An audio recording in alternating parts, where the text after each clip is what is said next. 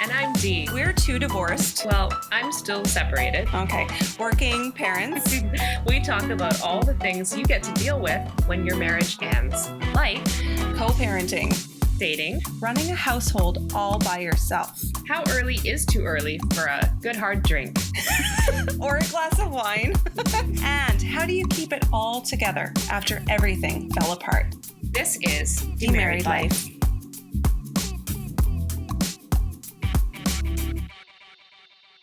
So what did Dee tell you about what we want to talk about? Nothing. Really. Fantastic. Other than I said no, nothing really. Okay. Don't fuck up.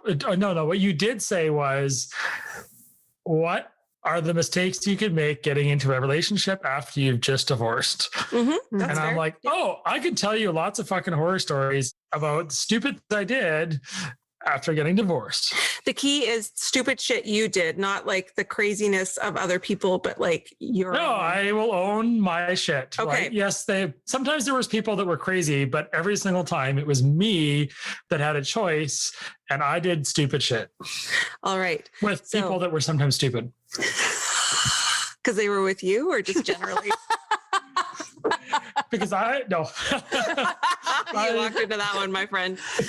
Okay, so Dee. because they were them. I was so perfect and they were crazy. Oh, okay, we'll cut that Edit out that out. for sure. We've heard that before. Fake news, people. Fake news. Okay, so Dee. What we are you talking about?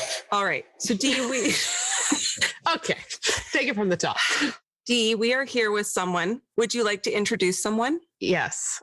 No, I think this person needs no introduction, or perhaps he should introduce himself. He might. So his name is Brad. He is a man. He is twice divorced. Is that correct, Brad?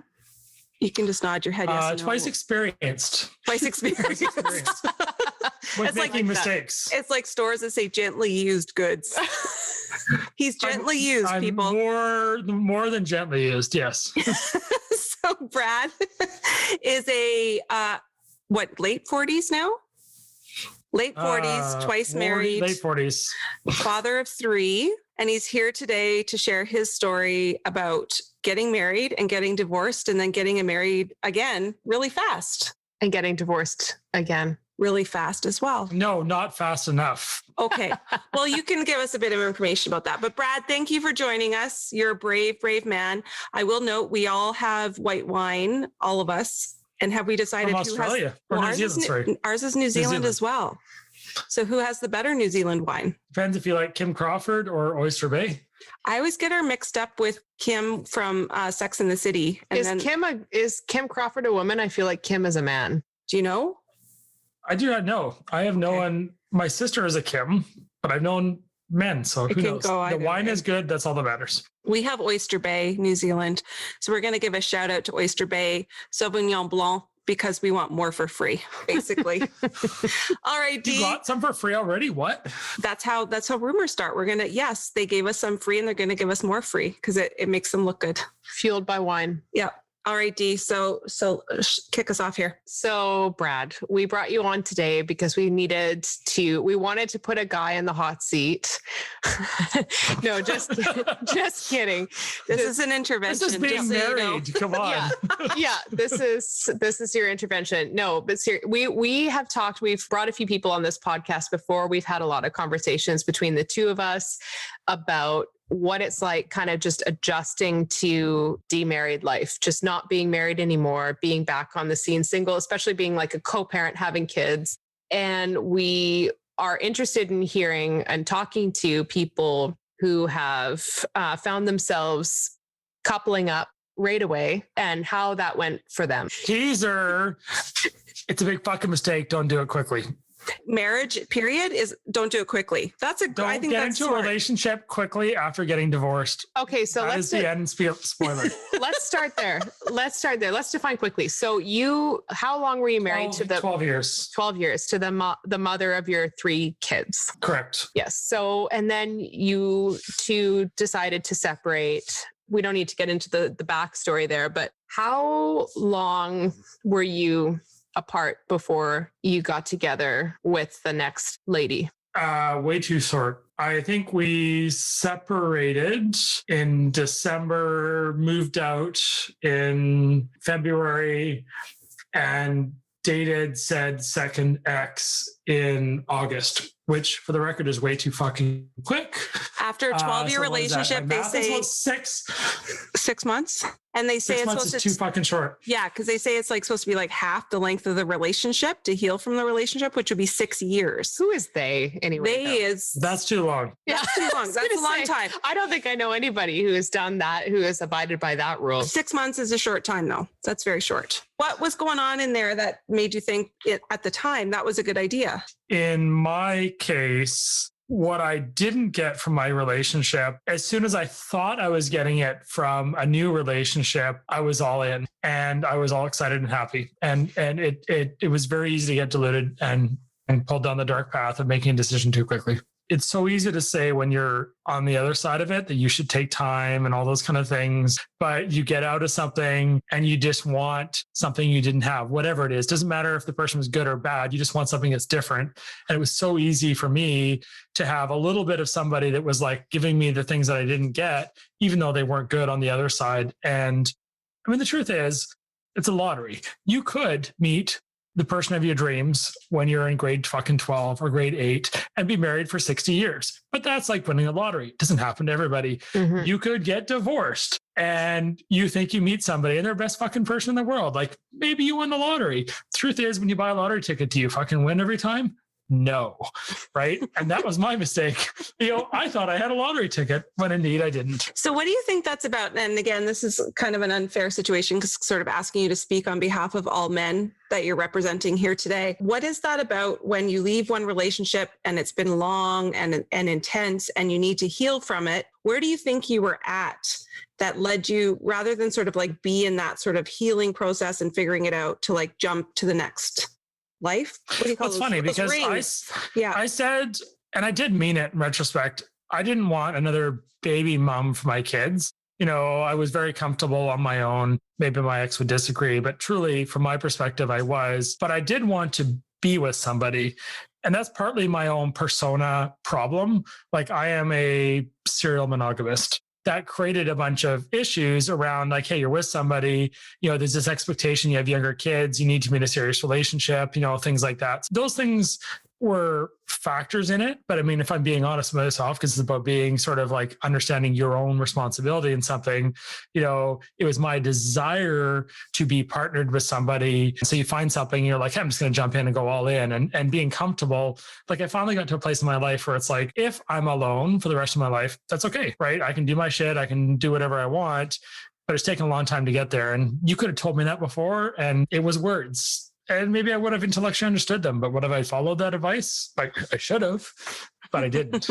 But I believe you in that. There are, I think, some people, men and women, who when you separate and you're co-parenting and suddenly you're alone with whatever volume of children that you have half the time. 3 kids, that's a lot. It's a lot, whatever volume of children you have, and suddenly they're your responsibility. So some people I do think want to fill that spot with someone. But I think for you, knowing you the way that Dee and I do, I think you're more of a romantic relationship-y person, that the kid part was okay. You got that down, but it was about the partner in crime sort of more so than sort of the mom character. Well, 100%, because my second ex, she never stepped into that role. Nor did she need to, right? Like that wasn't her job. No, absolutely. No, she did not need to, but she did not. So that's good.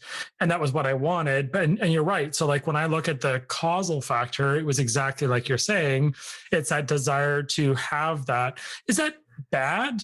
No, it's a basic human need and desire to want and have connection and things like that. It's becoming comfortable with, I've read way too much and thought too deeply about this, but yeah, it's an interesting evolution. We need more timeline info. So you met and started dating in August, but then what's the trajectory after that to when you like legalized it? To root to your question, why did I jump into the frying pan so quickly? And why didn't I notice it was getting hot like a frog? Well, no, not necessarily. No, because those are valid questions. No, not yet. Not yet. I think it's just that for the people who are listening to this, they don't know. We just said you got into another relationship in August, but you ended up marrying this person. Like, what was the timeline of all that? Because some people, We to got be clear, married- some people get married like 2 weeks later. So you're not that bad. Oh, God, so, no. so Okay, what was the timeline? Yeah, let's break out the macro timelines and then let's step in. So we decided we're getting divorced in like December. She moved out in February. I met this girl in August. We actually got married 3 years later, and our relationship ended after 5 years. So in terms of the marriage aspect, it was quite far in. And with hindsight being 2020, never should have got married. It was the reasons why we ended up getting divorced, were very clear right from the outset with that perspective. So that's the super macro perspective. But if you're asking kind of like, why did it evolve that it did? Like in August of that year, why did I get dragged into a new relationship? There's a certain amount of like, why did you willingly hurl yourself into a new relationship? Just reframing Well, like you said- that wording there for you. no, that's perfect. You said it already. I am a romantic. From my own personal perspective, like I'm a romantic at heart. Like I want to be in a relationship that each person is equally giving, and it was very easy to assume a bunch of things and all that kind of stuff. Like that's what I want. And what I've got to is, it's actually an interesting question. You ask somebody you're in a relationship with, do you believe in like true love? That's a fucking deep question, because like since then I've had a bunch of relationships where people who are pretty amazing are like, no, I do not. Right? It's right up there with asking if they believe in soulmates. Yeah, it's a heavy question. Yeah, also heavily tied to the Notebook. Yes.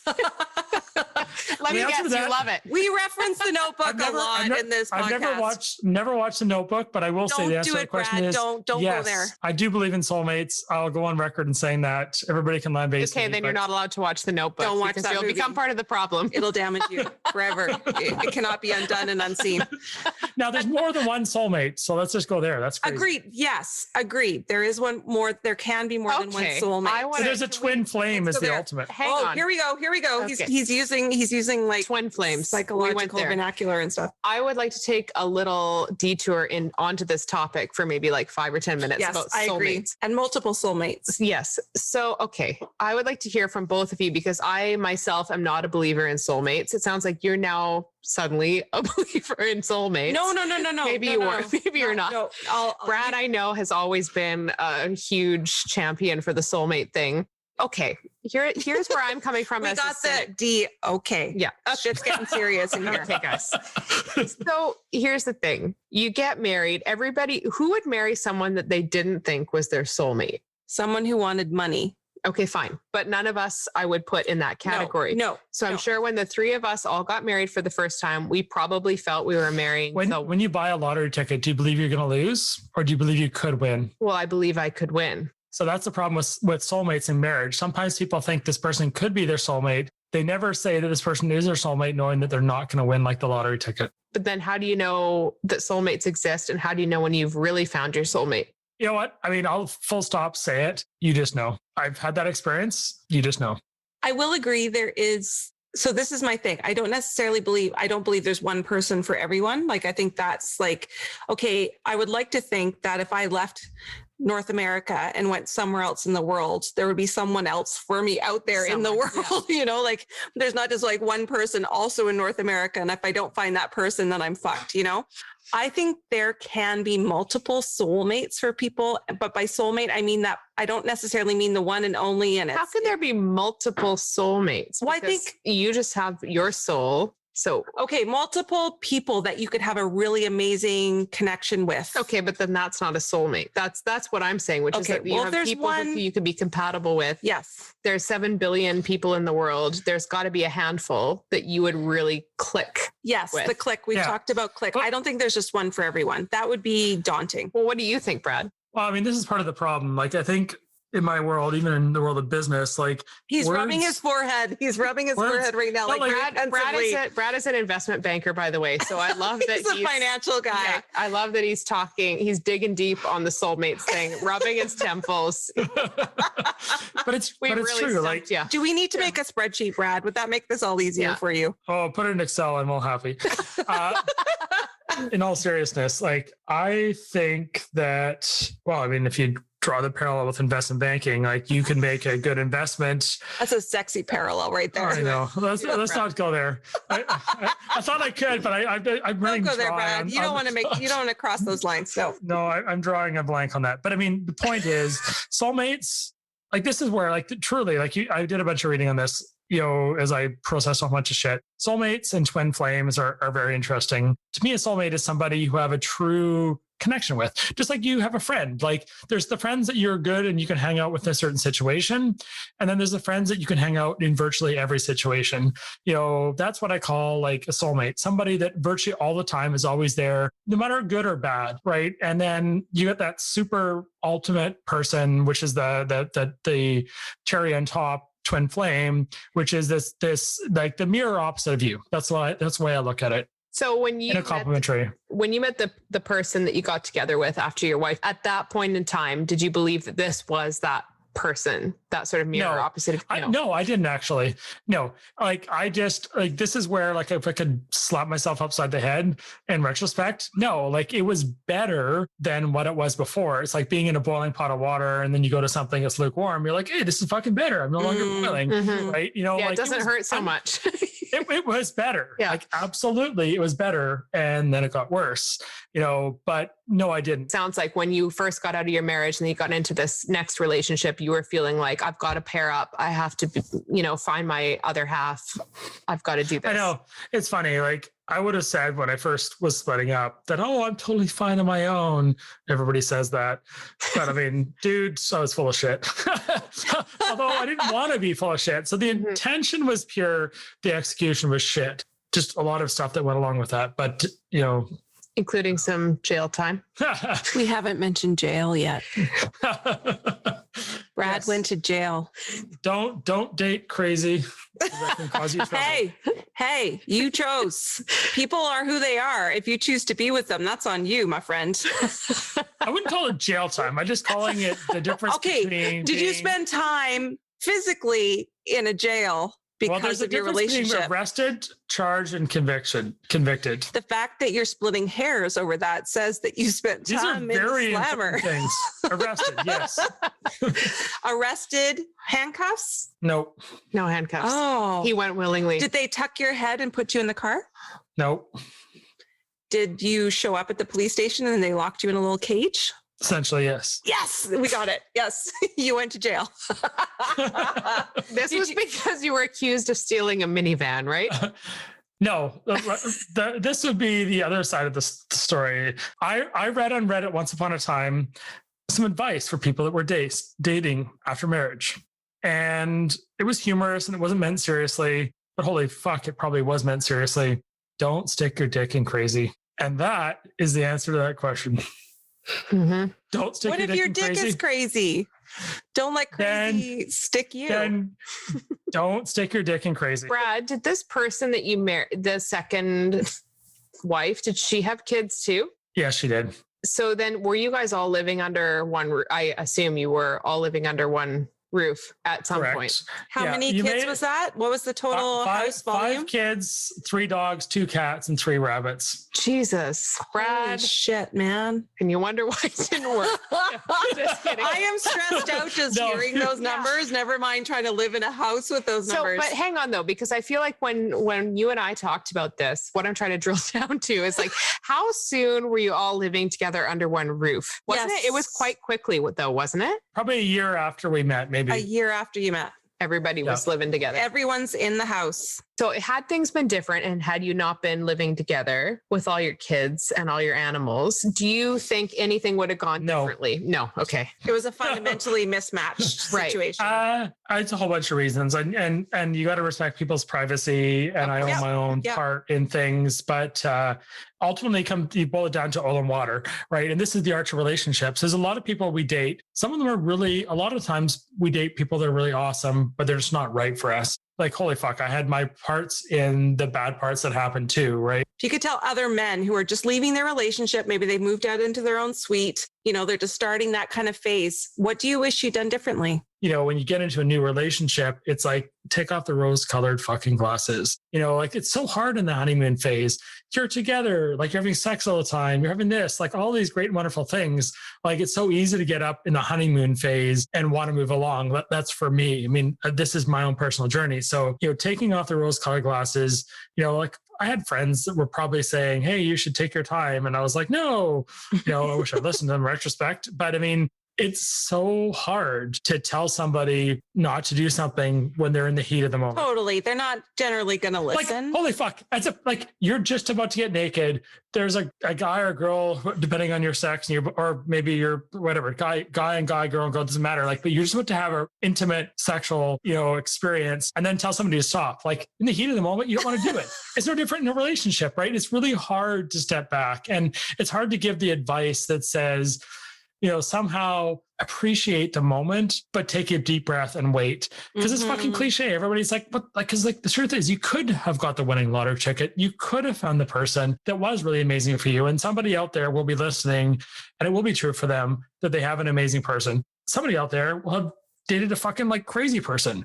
And like, what end of the spectrum are you on? Like, who the fuck knows? Take your time. The right person will wait. Like if you truly love somebody, when I think back to love and relationships and stuff like that, the right person, like if you're going to be a douchebag, they're not going to wait forever, but the right person's not going to be like, oh my God, I need to move in 3 months. Like, if somebody wants that, it's probably a warning sign of something, whether it's just that they're the same as you and that's okay, or whatever. Like, I don't know. There's no answer. I think that is good advice. I think that taking your time, I mean, it's hard to argue against taking your time. It's like, no, it has to happen now.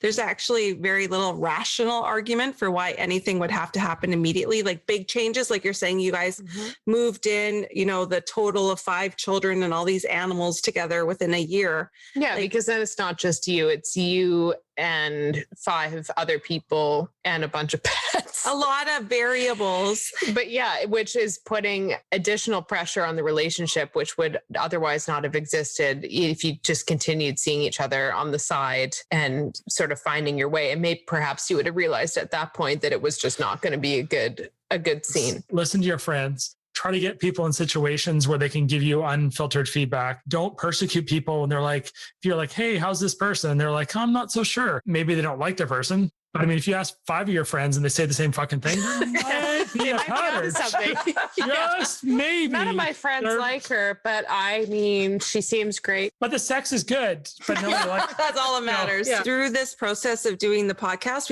we've gotten to speak to some, I would say, pretty enlightened guys. Like it's pretty awesome. Due to the proliferation of apps and all the sort of negative things that are out there where it can be hard to meet good people, it's encouraging to hear that men are thinking about this stuff in a similar way to the way that women, I think, are thinking about this kind of stuff. I think there's like an assumption out there, like you leave your marriage, you come out of it, and it's like just a bunch of assholes who just want to fuck. They don't want to commit.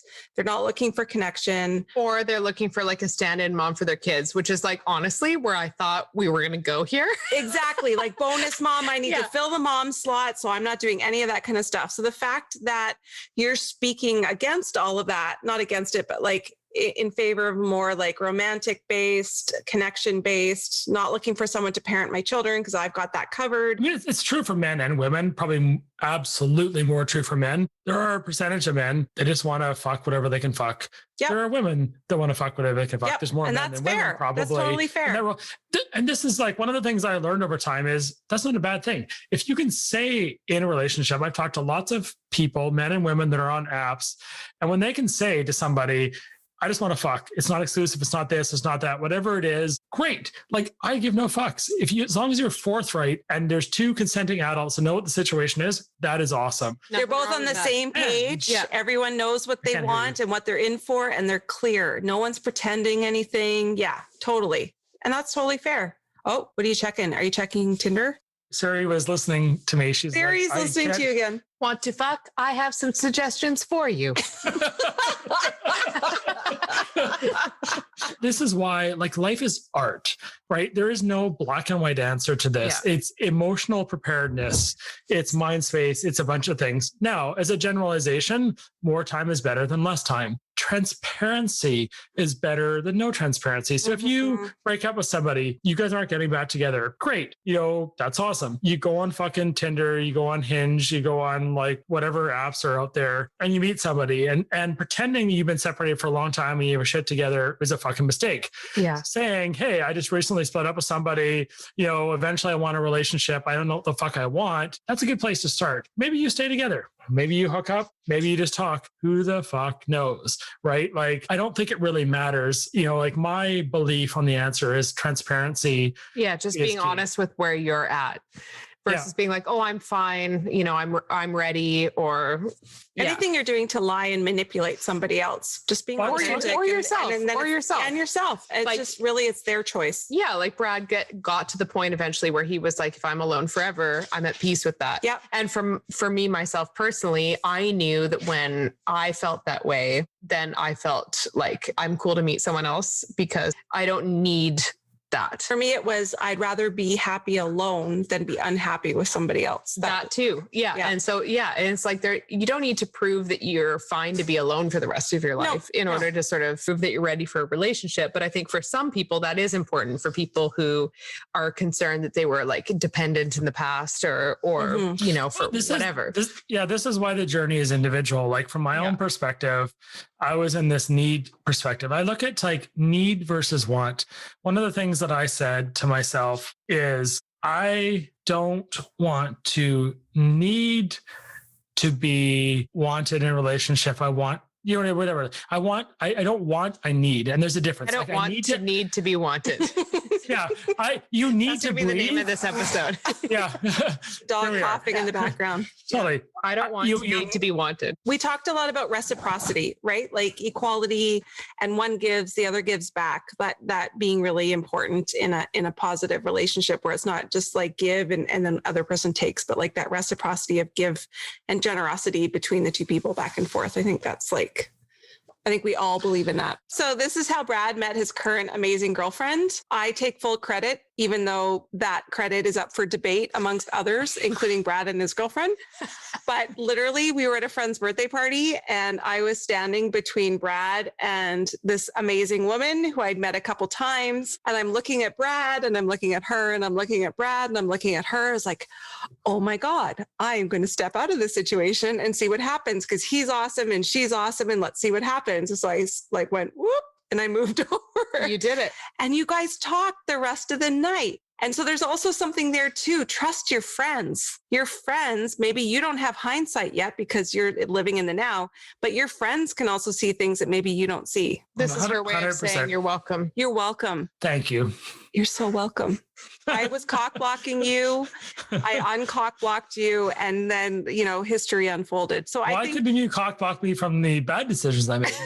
I didn't know you then. I'm so sorry. I've run around trying to stop you from making bad decisions, but I can only do so much. Time travel is not on my trajectory yet. People have theories about you need to grieve the loss of the relationship. And sometimes, and maybe this wasn't the case for you, but sometimes people who jump from the frying pan into the fire, as you said you did, they jump into the fire and then the fire burns out and then they grieve the loss of the first thing. Mm-hmm. Did you find when you split with that second person, did any of the feelings cause you to reflect at all on the first marriage? Was it a two for a grievance? Like you're like grieving two? Not. Yeah. No. Oh, wow. Fuck no. Fuck no. Different issues, different times. That's a clear answer. That's a hard no. That is like absolutely unequivocally zero. No. In my case. Okay, cool. Right. It's interesting though. I think also that different problems. Right. Everyone's ending is different too. So there's always a thing. It was like 2 weeks after we divorced or 1 month or 6 months or a year after whatever happened. But I think the legal timeline, the moving out timeline, the separation, the divorce timeline does not necessarily match the emotional realities of the relationships. Or there are some people who waited and they tried every damn thing till the very bitter end. and then divorced or moved out and they were more ready to move on versus somebody, it just like freshly happened and they were just ripped open. Or you'll hear about someone and they were married and then they had an affair and then the marriage ended but then the affair relationship ended and then they were crushed. But it's you're not really sad about the affair. You're sad about the marriage. Yes. You're sad about all of it. Yeah. Or whatever. And I've heard the same thing about sort of like, I don't want to call it a rebound, but like subsequent relationships where that thing kind of crashes and burns. Even if you weren't the one that left the other relationship, you still feel really sad and it starts to bring up old stuff from the past. But time is not equal and the processing time is not equal. Well, and this is why like life is art. Everything is individual.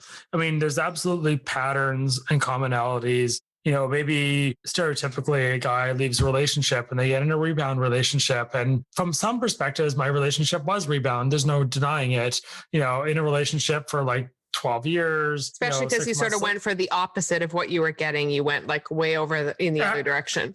Absolutely. But as much as it met the pattern unequivocally on the rebound relationship side, it didn't mean that I hadn't resolved the other issues, right? And this is the art to life. And this is why it's so hard to give guidance. Like understand the patterns, understand the commonalities. But sometimes when you buy the lottery ticket, you win. Sometimes you lose. You know, like there is no fucking black and white. So now, as a man who has been divorced twice, you have 3 grown children. Can you just say been married twice instead of been married twice? You've been married. No, I'm twice. fine with the pejorative. Okay. Divorced twice. How do you feel fucking mistakes. How do you feel about marriage now? It's funny. I'm a romantic at heart. I would actually theoretically get married again. I don't need to. I want to be in a relationship that's committed forever. The act of marriage, I mean, whatever. Like obviously divorce, which I've learned twice, isn't fucking like marriage isn't forever. You can always get fucking divorced. So do I need to get married? No. Well, you could have died. Shit. That was the other option. So I think out of the 2, you did the better one.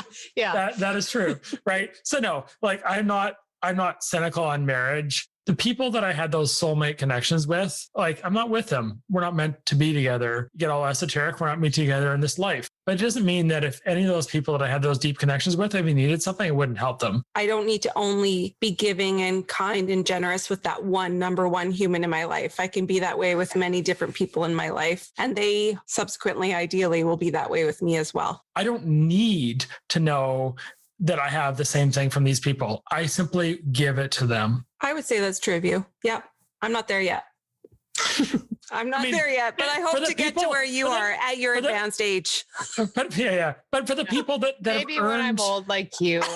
But it's for the people that have earned your respect. It's like, I'm not going to do that for anybody. Yes. It's for the people that I have chosen, not because it's a gun to my head, that I respect, that I would want to support, because that's just what you do. And I think in being part of that community of other people and giving and hopefully at some point receiving, that is what allows you to think, if I have to be alone, if I'm not in a relationship, I'm still going to be okay, because I'm not actually alone. I still have a community of humans around me. So if I have that like soulmate, that twin flame, that person that I love, that's great. But if I don't, I'm also okay. And that's what stops you, I think, from making the next mistake, the next legal mistake. Yeah, I think Erin just nailed it. It's like getting to that place where you acknowledge and recognize those relationships that you have, whether or not they were with a significant other, being like a romantic partner, and giving you that